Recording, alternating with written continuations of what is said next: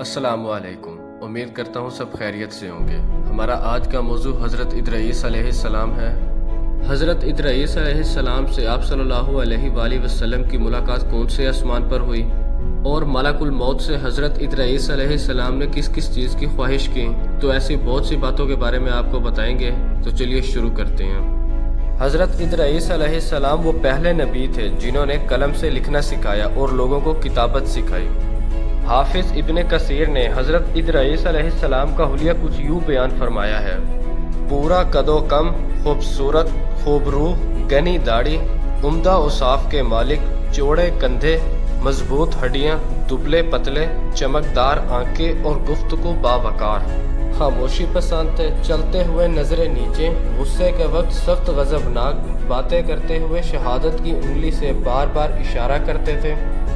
حضرت ادریس علیہ السلام شیش علیہ السلام کی شریعت پر عمل کروا رہے تھے، کیونکہ ادریس علیہ السلام رسول بھی تھے، اس لیے اللہ کی طرف سے ان پر مسلسل شریعت نازل ہوئی، جس کی تشریح و تفسیر کر کے لوگوں کو احکام الہی سے آگاہ فرماتے۔ اور ادریس علیہ السلام نے جب دیکھا کہ مشرک ایمان والوں پر ظلم کر رہے ہیں اور ان کا فساد دن بہ دن بڑھتا جا رہا ہے، تو ادریس علیہ السلام نے اپنے پیروکاروں کو جہاد کا حکم دیا۔ ادریس علیہ السلام پہلے شخص اور پہلے نبی ہیں جنہوں نے اللہ کے راستے پر جہاد کیا، غنیمت حاصل کی اور دشمنوں کو قیدی بنا لیا، لیکن غنیمت اور قیدی ان کے لیے حلال نہ تھے۔ رسول پاک صلی اللہ علیہ وآلہ وسلم پہلے رسول ہیں جن پر غنیمتیں حلال کی گئیں، لیکن یہ بات یقینی ہے کہ جہاد سب سے پہلے ادریس علیہ السلام نے کیا۔ انہوں نے جہاد کے لیے سب سے پہلے ایک لشکر تیار کیا، پھر اس لشکر کو دو حصوں میں تقسیم کیا، ایک حصہ پیادوں پر مشتمل تھا اور دوسرا حصہ سواروں پر مشتمل۔ چنانچہ بھرپور تیاری کے بعد ادریس علیہ السلام نے قبیل کی قوم پر چڑھائی کر دی، حق اور باطل کے درمیان زبردست لڑائی ہوئی۔ آخر کار ادریس علیہ السلام نے انہیں گھٹنے ٹیکنے پر مجبور کر دیا، ان کا بہت سا مال و اسباب لوٹ لیا اور لوگوں کو قیدی بنا لیا۔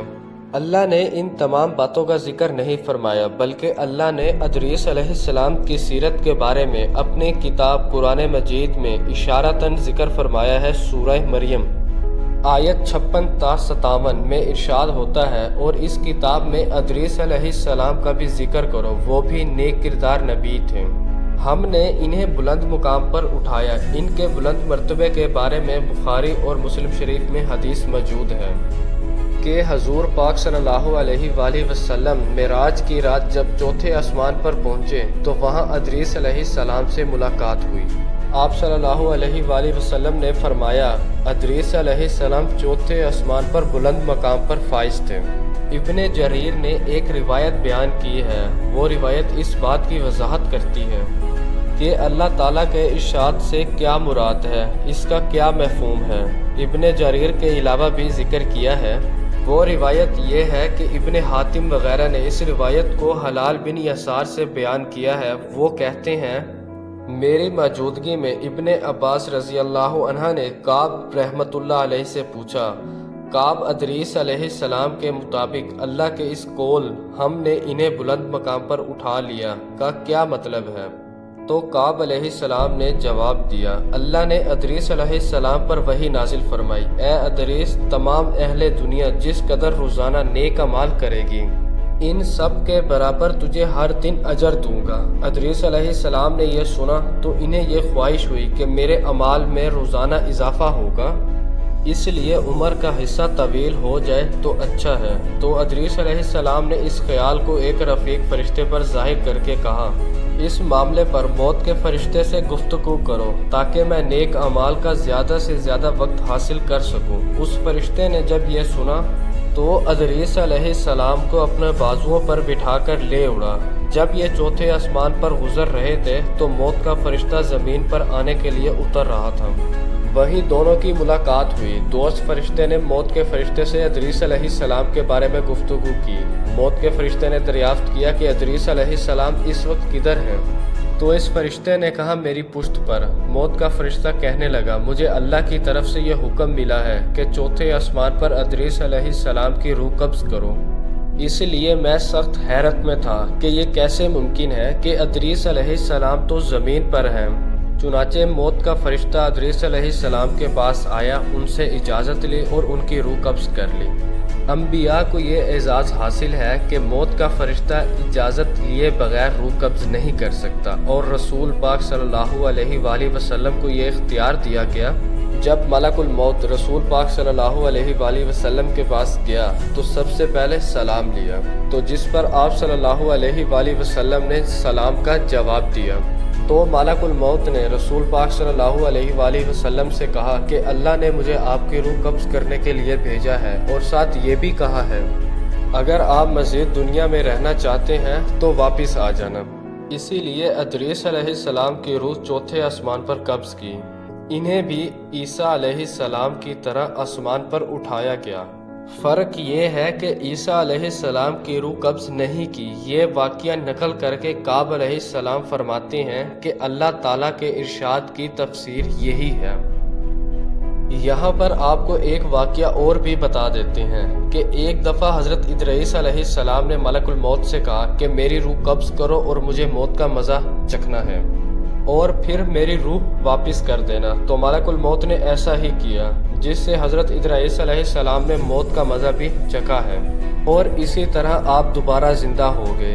आपने फिर मलकुल मौत से फरमाया कि अब मुझे जहन्नम दिखाओ ताकि मेरे अंदर खौफ इलाही ज़्यादा हो जाए। चुनाचे ये भी किया गया। हज़रत इदरीस अलैहिस्सलाम ने जहन्नम को देखकर दरोगे से कहा कि दरवाज़ा खोलो, मैं इस दरवाजे से गुज़रना चाहता हूँ।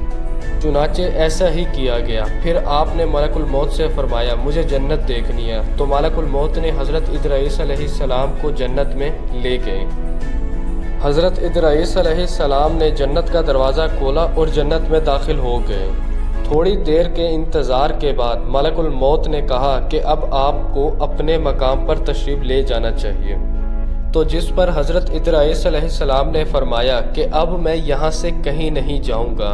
अल्लाह पाक फरमाते हैं कि कुल्लु नफ्सिन ज़ाइक़ातुल मौत, हर नफ्स ने मौत का जायका चखना है, तो मौत का जायका मैं चख चुका हूँ। और अल्लाह पाक फरमाते हैं कि हर शख्स को जहन्नम से गुज़रना है, तो मैं गुज़र चुका हूँ और अब मैं जन्नत में पहुँच गया। और जन्नत में पहुँचने वालों के लिए अल्लाह पाक ने फरमाया है कि जन्नत में दाखिल होने वाले दोबारा जन्नत से नहीं निकाले जाएंगे।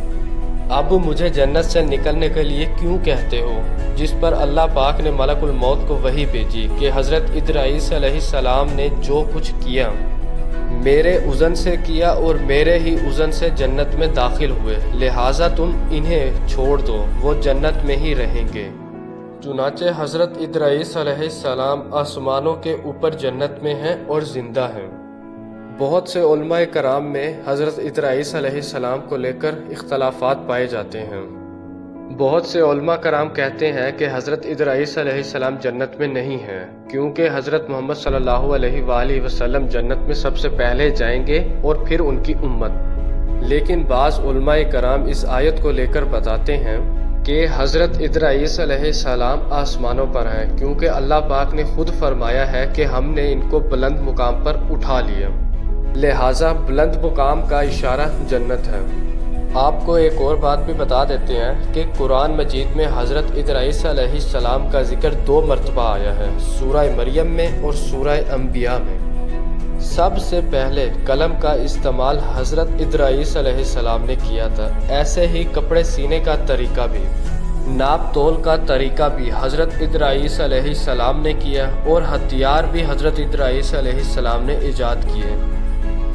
जैसा मैंने पहले बताया कि हज़रत इदरीस अलैहिस्सलाम ने जिहाद की कबील के साथ, तो इस जिहाद में हज़रत इदरीस अलैहिस्सलाम ने हथियार का इस्तेमाल किया था।